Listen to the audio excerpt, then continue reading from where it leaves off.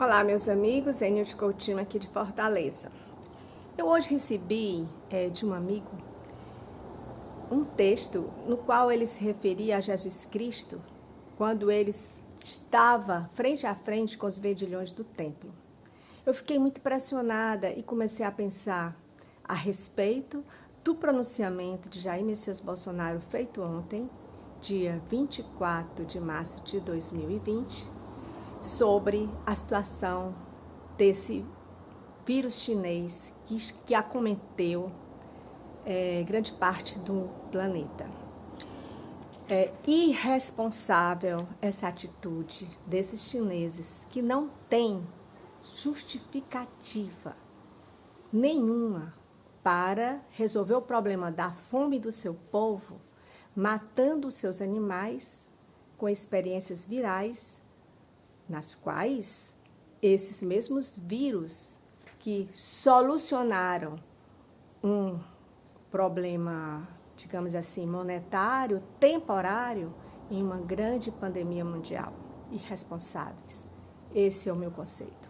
Bem, mas eu vou ler aqui um pouco para vocês, porque eu fiz um comentário sobre Jesus quando ele entrou no templo.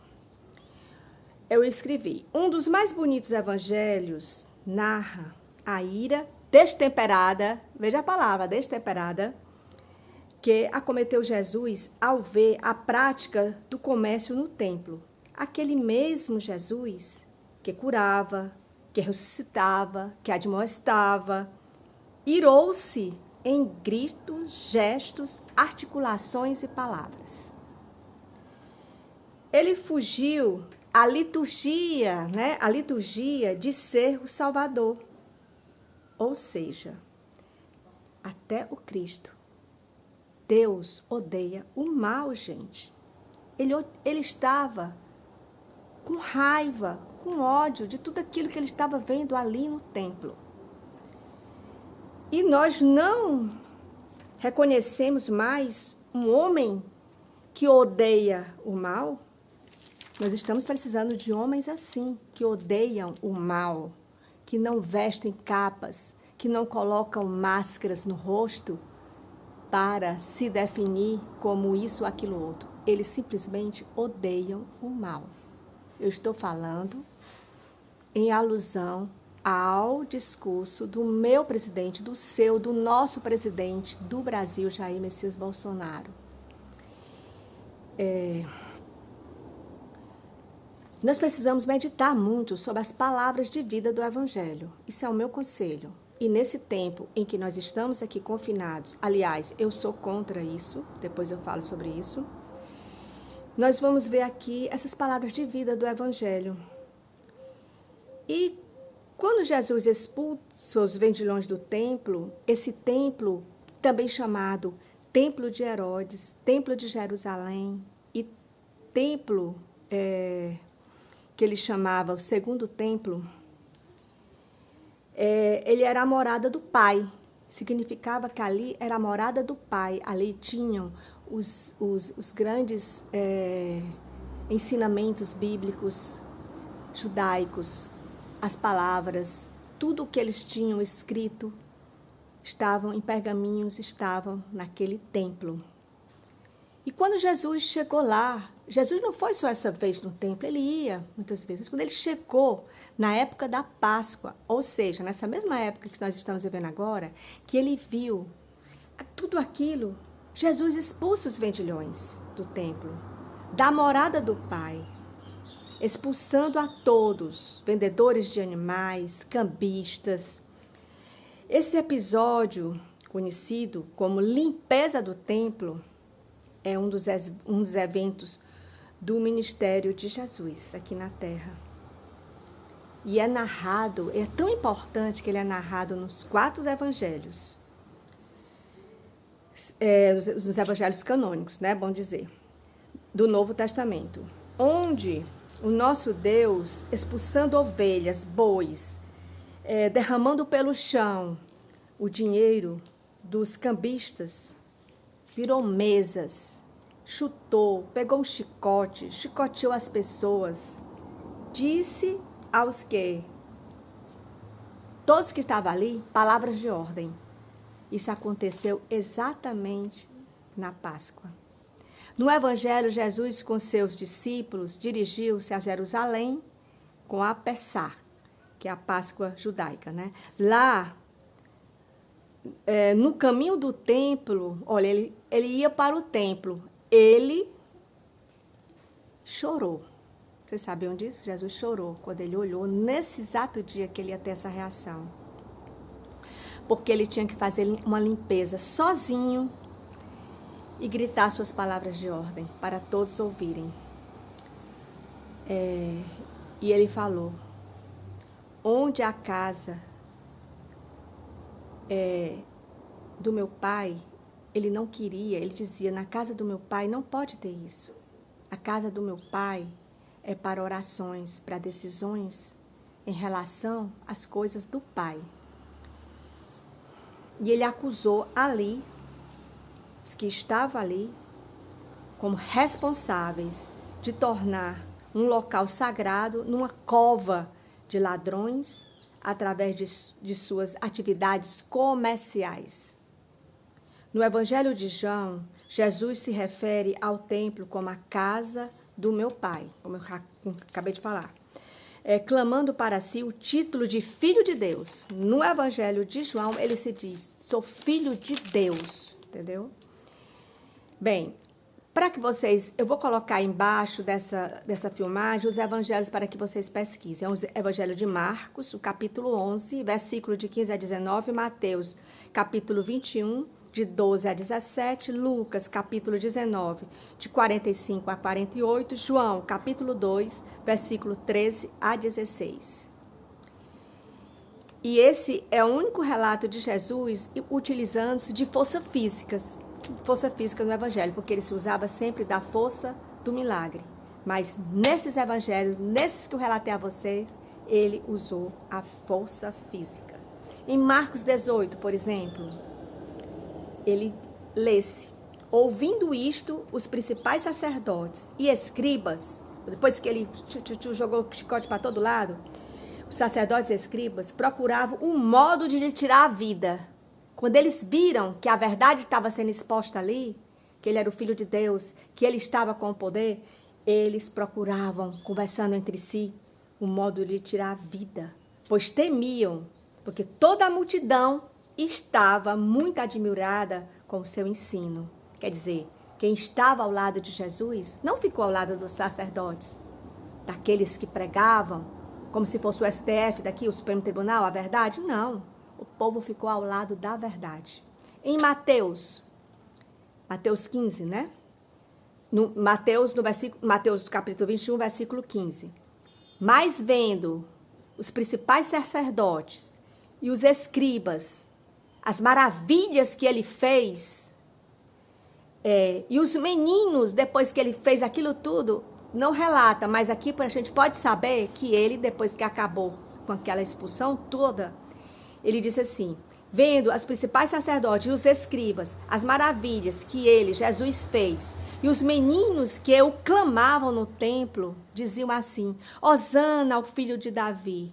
Eles se indignaram. Vejam bem. Em Lucas, isso é tudo para chamar a atenção de vocês, que os evangelistas, eles relataram a ação dos poderosos depois que Jesus disse a verdade.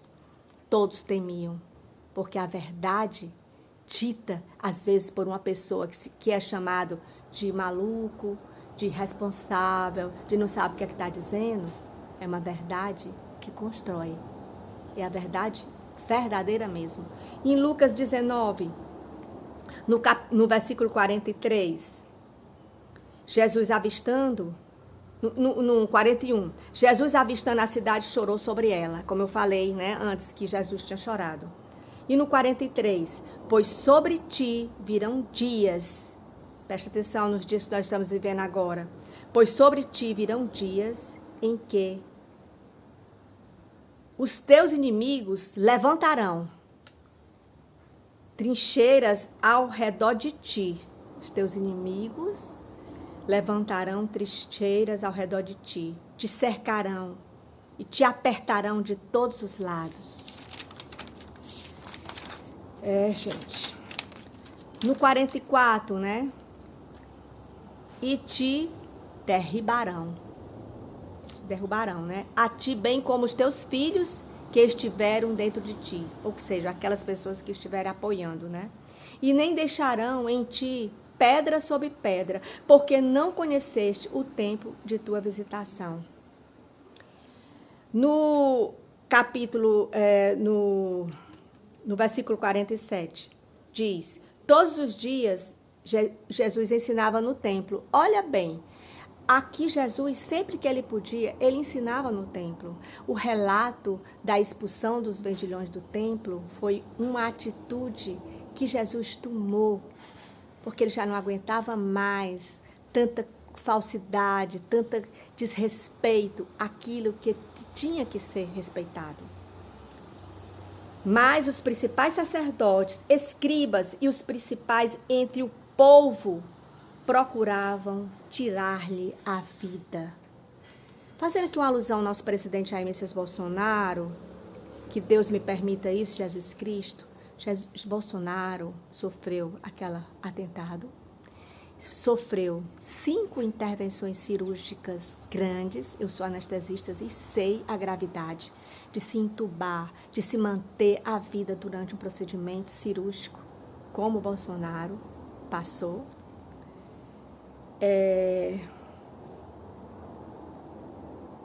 Continuando aqui, eu fiz essa ressalva com o Bolsonaro, mas estamos falando de Jesus. Todos os dias ensinavam no templo, né, Jesus Cristo, mas os principais sacerdotes, escribas e os principais entre o povo procuravam tirar-lhe a vida e não sabia o que haviam de fazer, pois todo o povo escutava com muita atenção a palavra de Jesus. Jesus, eu nesse momento, eu te peço, continuas a proteger nosso presidente. Ontem ele fez um discurso onde muita gente o recriminou. Muita gente disse que ele estava sendo irresponsável por minimizar essa pandemia que nos acomete. Jesus, olha por ele, dá força a ele. Dá força àquelas pessoas que estão ao lado dele, que são verdadeiras. Que caiam de perto dele. Que essas barreiras da falsidade caiam todas e que ele possa fazer do nosso Brasil uma grande pátria. É o que nós precisamos. E que ele está lutando muito, muito. E que ele precisa da sua ajuda, Jesus, nessa hora. É o que eu te peço, Jesus, porque nós não temos solução viável para o Brasil se Jair Messias Bolsonaro for ameaçado por esse Congresso corrupto, por esse Senado que deveria se impor melhor e por esse STF. Jesus, manda as tuas bênçãos, manda os meios, manda os exemplos, manda a cura do povo para que nós possamos recuperar esse tempo perdido e que nossa nação passe a ser essa grande nação que precisa dar exemplo ao mundo.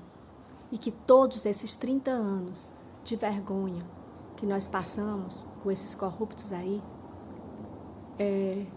seja recompensado agora conosco, que somos os internautas, que somos os disseminadores da verdade.